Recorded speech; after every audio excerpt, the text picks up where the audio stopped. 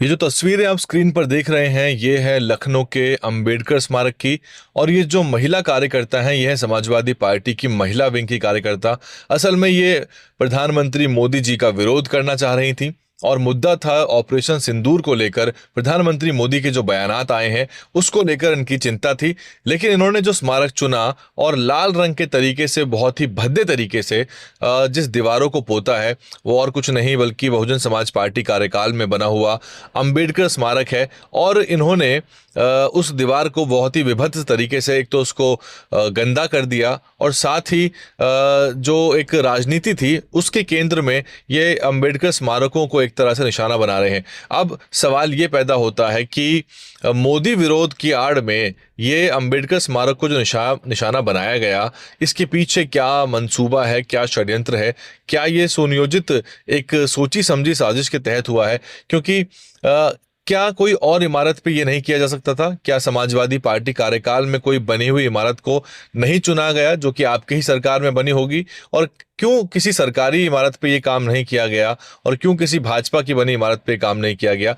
लेकिन जब इमारत चुननी ही थी तो आपने केवल और केवल बहुजन धरोहर को निशाना बनाकर उसको ये विभत्स रूप प्रदान कर दिया गया। ये सवाल सोशल मीडिया पर बड़े पैमाने पर सभी बहुजन समाज के जो बुद्धिजीवी हैं, जो सोशल मीडिया के एक्टिविस्ट हैं और जो अम्बेडकरवादी तबका है वो पूछ रहा है कि राजनीति से परे हटके भी ये अम्बेडकर पार्क है और इस एक तरह से ये सम्मानित धरोहर है और यहाँ पर देश दुनिया के लोग बाबा साहब के प्रति अपने सम्मान प्रकट करने के लिए आते हैं। ये एक तरह से एक धार्मिक स्थल के बराबर इसका ओहदा है। ऐसे में आपने मोदी विरोध के लिए, आपने भाजपा विरोध के लिए क्यों चिन्हित किया? और सवाल ये होता है कि बार बार आजकल जो एक नया फैशन बन गया है, बाबा साहब की बात करने वाले अखिलेश यादव और माननीय कांशीराम साहब की भी बहुत बात कर रहे हैं आजकल, वो क्यों वो इस मुद्दे पर मौन है? क्या वो इसका खंडन करेंगे? क्या वो इस तरह के कुकृत्य के लिए माफी मांगेंगे? क्योंकि ये पहली बार नहीं हुआ है। हाल ही में अगर आप प्रोफेसर रामगोपाल यादव जी का बयान भी देखेंगे तो वो भी देश में जो सेना के अधिकारी थे उनको लेके उनकी जातियां ढूंढ रहे हैं। और समाजवादी पार्टी का तो बड़ा पुराना इतिहास है, हालांकि वो आजकल कहते हैं कि उस इतिहास को भुला दिया जाना चाहिए, पुरानी बातें हो गई हैं। लेकिन ये जो बार बार जो कुकृत्य इस तरह के होते हैं और जो इस तरह के बयानात आते हैं उससे ये साफ होता है कि समाजवादी पार्टी के कार्यकालों में क्या हुआ था। वैसे तो आपको याद होगा कि 2012 में जैसे ही समाजवादी पार्टी की सरकार बनी थी वैसे ही हथौड़ा चलने लग गए थे। कुछ कार्यकर्ताओं ने जो प्रतिमाएं बनी थी बहुजन समाज पार्टी कार्यकाल में उन पर हथौड़ा चलाया और अंबेडकर स्मारक को लेके क्या कुछ नहीं कहा गया। और इसके अलावा बात की जाए तो कितने ही जिलों के नाम बदले गए। मान्यवर कांशीराम साहब से लेके ज्योतिबा फूले साहब के नाम पर पंचशील नगर हापुड़ को बनाया गया, संभल का नाम बदल के संभल।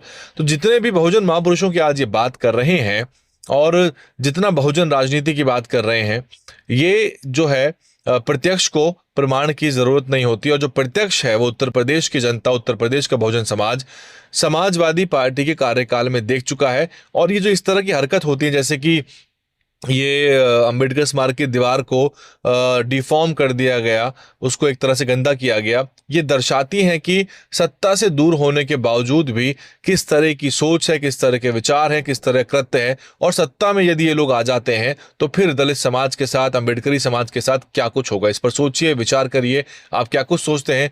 क्या ये करना सही था, ये गलत था? क्या कोई और तरीका हो सकता था इस पूरे मुद्दे का विरोध करने का? और क्या अंबेडकर पार्क को जानबूझकर ही निशाना बनाया गया है? क्या लगता है आपको? क्या आपके विचार हैं?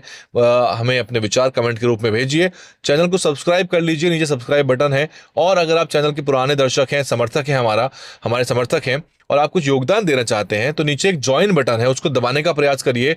ज्वाइन बटन को दबा के आप 150, 200, 250, 300 रुपए के आसपास का अपनी पसंद का एक आर्थिक सहयोग चैनल को लगातार हर महीने भेज सकते हैं। छोटा सा अमाउंट आपको अखरेगा नहीं, लेकिन चैनल के लिए एक बड़ा योगदान होगा। बने रहिए और भी रिपोर्ट आपके लाते रहेंगे। DNN हिंदी को सब्सक्राइब करने के लिए दबाएं लाल रंग का सब्सक्राइब बटन और घंटी का बटन दबाकर ऑल नोटिफिकेशन पर क्लिक करें। चैनल को जिंदा रखने के लिए नीले रंग का ज्वाइन बटन दबाकर चैनल को आर्थिक सहयोग करें।